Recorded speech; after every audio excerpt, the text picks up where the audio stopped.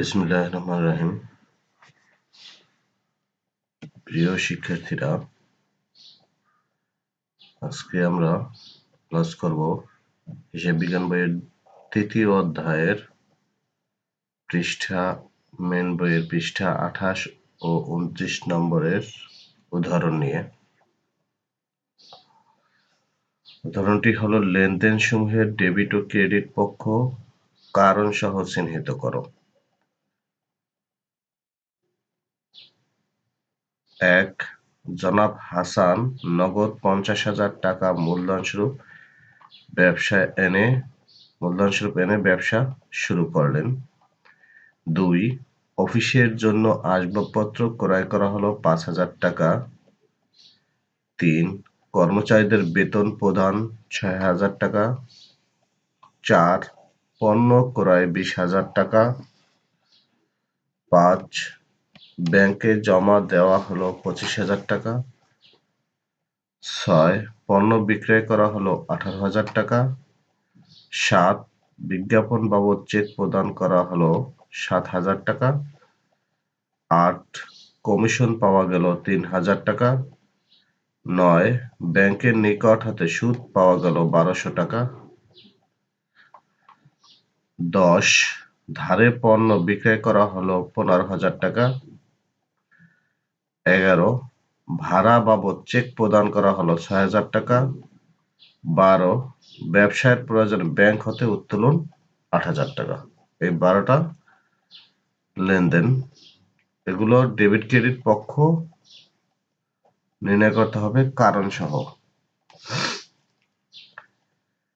এখানে আমি একটা ছক তৈরি করছি। বিবরণ, টাকা, কারণ। এই ছকটা কোনো নিয়মিত ছক নয়, অনুমিত ছক নয়।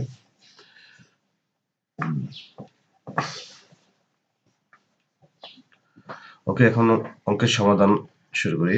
উপযুক্ত লেনদেন সমূহের ডেবিট ও ক্রেডিট পক্ষ কারণ সহ চিহ্নিত কর। শিরোনাম লিখে নিয়েছি।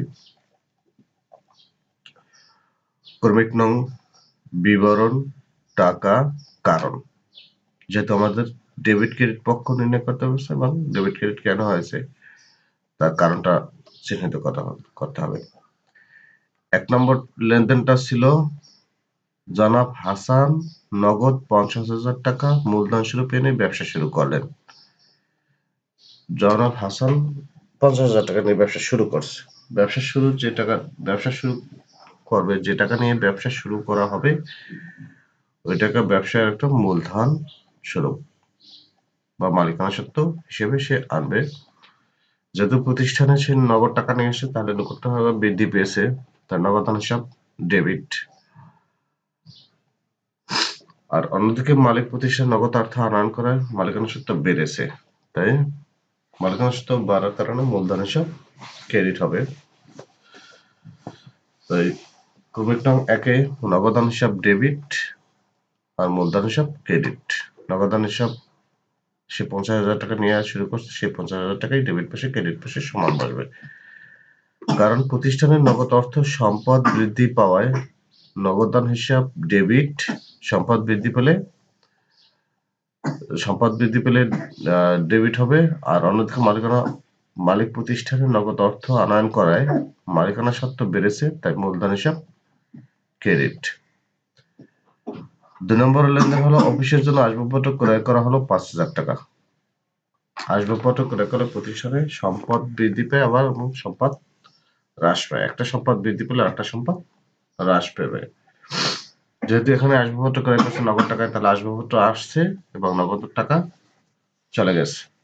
তাহলে আসবাবপত্র সম্পদ বৃদ্ধি পেলে ডেবিট, সম্পদ হ্রাস পেলে ক্রেডিট। আসবাবপত্র হিসাব ডেবিট, নগদান হিসাব ক্রেডিট 5,000 টাকা। আসবাবপত্র ক্রয়ের ফলে প্রতিষ্ঠানে একদিকে আসবাবপত্র নামক সম্পদ বৃদ্ধি পেয়েছে এবং অন্যদিকে নগদ অর্থ হ্রাস পেয়েছে, তাই আসবাবপত্র হিসাব ডেবিট ও নগদান হিসাব ক্রেডিট। 3 নম্বর লেনদেন কর্মচারীদের বেতন প্রদান 6,000 টাকা। 3 নম্বর লেনদেনটা ছিল কর্মচারীদের বেতন প্রদান 6,000 টাকা। বেতন হিসাব ডেবিট, এখানে বেতন হিসাব ডেবিট, নগদান হিসাব ক্রেডিট। এটার কারণটা হলো বেতন প্রদানের ফলে খরচ বৃদ্ধি পায়, খরচ বৃদ্ধি পেলে বা ব্যয় বৃদ্ধি পেলে ডেবিট, আর সম্পদ যেহেতু নগদ টাকা চলে গেছে তাহলে সম্পদ হ্রাস এসে ক্রেডিট।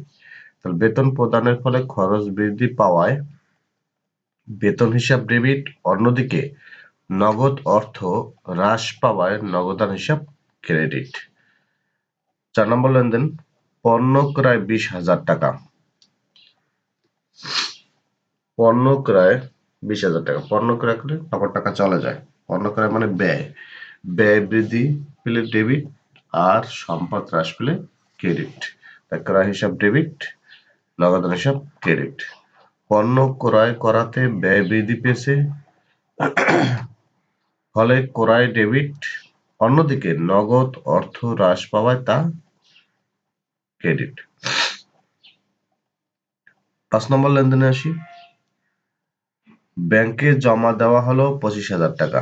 5, ব্যাংকে জমা দেওয়া হলো 25,000, ব্যাংকে নগদ টাকা জমা দিচ্ছে, ব্যাংক একটা সম্পদ, নগদ একটা সম্পদ, একটা সম্পদ বৃদ্ধি পেলে একটা সম্পদ হ্রাস পায়। যেমন ব্যাংকে নগদ টাকা রাখছে তাহলে ব্যাংক বৃদ্ধি পেয়েছে, প্রতিষ্ঠান থেকে নগদ টাকা চলে গেছে। ব্যাংকে নগদ অর্থ জমা দেওয়ায় ব্যাংকের ব্যালেন্স বৃদ্ধি পেয়েছে ফলে ব্যাংক হিসাব ডেবিট। একটা সম্পদ বৃদ্ধি পেলে ডেবিট, একটা সম্পদ হ্রাস পেলে ক্রেডিট, অন্যদিকে নগদ অর্থ হ্রাস পাওয়ায় তা ক্রেডিট। 6 নম্বর লেনদেন, পণ্য বিক্রয় করা হলো 18,000 টাকা, পণ্য বিক্রয় করা হলো 18,000 টাকা, পণ্য বিক্রি করলে নগদ টাকা আসে তাহলে সম্পদ বৃদ্ধি পেয়েছে। আর হলো যে পণ্য বিক্রির ফলে আয় বৃদ্ধি পেয়েছে, সম্পদ বৃদ্ধি পেলে ডেবিট আর আয় বৃদ্ধি পাওয়ায় পেলে ক্রেডিট হয়। তাহলে এখন দেখো সম্পদ বৃদ্ধি মানে নগদান হিসাব বৃদ্ধি পেয়েছে, নগদান হিসাব ডেবিট, বিক্রয় মানে আয় বৃদ্ধি পেয়েছে, আয় এসে ক্রেডিট 18,000 টাকা। পণ্য বিক্রয়ের ফলে নগদ অর্থ বৃদ্ধি পাওয়ায় তা ডেবিট, অন্যদিকে বিক্রয়ের ফলে আয় বৃদ্ধি পাওয়ায় বিক্রয় হিসাব ক্রেডিট।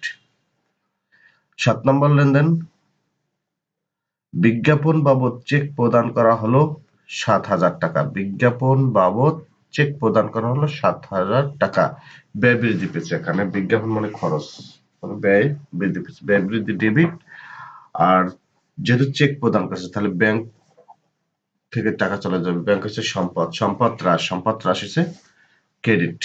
বিজ্ঞাপন হিসাব ডেবিট, ব্যাংক হিসাব ক্রেডিট 7,000 টাকা। বিজ্ঞাপন বাবদ খরচ বৃদ্ধি পাওয়ায় তা ডেবিট, অন্যদিকে ব্যাংক থেকে টাকা পরিশোধ করায় সম্পদ হ্রাস পাওয়ায় ব্যাংক হিসাব ক্রেডিট। 8, কমিশন পাওয়া গেল 3,000 টাকা, কমিশন পাইছে প্রতিষ্ঠানে, কমিশন পাইছে কত, এখানে কমিশন পাওয়া মানে নগদ টাকা পেয়েছে, তাহলে প্রতিষ্ঠানের সম্পদ বৃদ্ধি পেয়েছে, সম্পদ বৃদ্ধি পেলে ডেবিট, আর কমিশন পাইছে যেহেতু এটা আয় বৃদ্ধি পেলে ক্রেডিট 3,000 টাকা।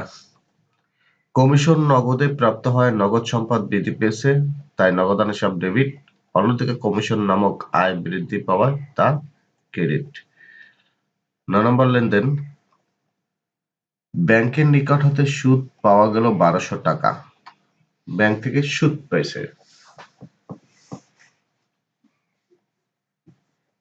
ব্যাংক থেকে সুদ পেলে প্রতিষ্ঠানে বা ব্যাংকে টাকা বৃদ্ধি পেয়েছে, সম্পদ বৃদ্ধি পেয়েছে, তাই ব্যাংক হিসাব ডেবিট, আর ব্যাংক সুদ হিসাব যেহেতু এটা আয়ের মাধ্যমে পাইছে তাহলে আয় হলো যে আয় বৃদ্ধি মানে ক্রেডিট 1200 টাকা। ব্যাংক সুদ মঞ্জুর করায় ব্যাংক ব্যালেন্স বৃদ্ধি পেয়েছে ফলে ব্যাংক ডেবিট, অন্যদিকে সুদ নামক আয় বৃদ্ধি পাওয়ায় তা ক্রেডিট। 10 নম্বর লেনদেন, ধারে পণ্য বিক্রয় করা হলো 15,000 টাকা, ধারে পণ্য বিক্রি করছে, বাকিতে পণ্য বিক্রি করছে, বাকিতে পণ্য বিক্রি করলে দেনাদার বৃদ্ধি পায়, আর দেনাদার হলো সম্পদ বৃদ্ধি মানে ডেবিট, আর বিক্রি করা মানে কি আয় বৃদ্ধি পেয়েছে, আয় হলো যে ক্রেডিট 15,000 টাকা। ধারে বিক্রয়ের ফলে দেনাদার হতে অর্থ আদায়ের অধিকার পাওয়ায় দেনাদার নামক সম্পদ ডেবিট, অন্যদিকে বিক্রয়ের ফলে আয় বৃদ্ধি পাওয়ায় বিক্রয় ক্রেডিট। 11 নম্বর, লেনদেন ভাড়া বাবদ চেক প্রদান করা হলো ৬,০০০ টাকা। ১ নম্বর লেনদেনটা হলো ভাড়া বাবদ চেক প্রদান করা হলো, ভাড়া দেয়া হয়েছে, জাস্ট ব্যাংক থেকে টাকা দেওয়া হয়েছে ভাড়া বাবদ। তাহলে ভাড়া মানে খরচ, খরচ বৃদ্ধি পেয়েছে, খরচ বৃদ্ধি ডেবিট, আর ব্যাংক থেকে টাকা চালু গেছে সম্পদ হ্রাস, সম্পদ হ্রাস মানে ক্রেডিট।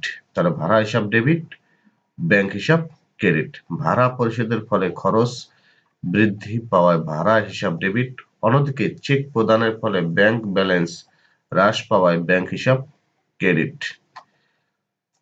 এরপরে আসি আমরা সর্বশেষ লেনদেন ১২, ব্যবসায়ের প্রয়োজনে ব্যাংক হতে উত্তোলন ৮,০০০ টাকা। ব্যবসার প্রয়োজনে ব্যাংক থেকে উত্তোলন করছে প্রতিষ্ঠান।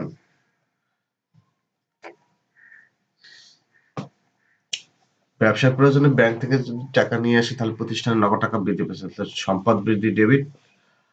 আর ব্যাংক থেকে যেহেতু সে উত্তোলন করছে তাহলে ব্যাংকের টাকা হ্রাস পেয়েছে, তাহলে সম্পদ হ্রাস ক্রেডিট। ব্যাংক হিসাব নগদান হিসাব ডেবিট, ব্যাংক হিসাব ক্রেডিট ৮,০০০ টাকা। ব্যবসায়ের প্রয়োজনে ব্যাংক হতে নগদ অর্থ উত্তোলন করায় নগদ অর্থ বৃদ্ধি পেয়েছে, ফলে তা ডেবিট। অন্যদিকে ব্যাংকের ব্যালেন্স হ্রাস পাওয়ায় ব্যাংক হিসাব ক্রেডিট। প্রিয় শিক্ষার্থীরা, আজকে আমরা তোমাদের মেন বইয়ের ২৮ ও ২৯ নম্বর পৃষ্ঠার উদাহরণটি নিয়ে আলোচনা করা হলো। এরপরে আমরা আসবো ২৯ নম্বর পেজের একটা কাজ দেওয়া আছে পরের ক্লাসে, সেটা নিয়ে আলোচনা হবে। সবাইকে দেখার আমন্ত্রণ জানিয়ে আজকে এই পর্যন্তই। আল্লাহ হাফেজ।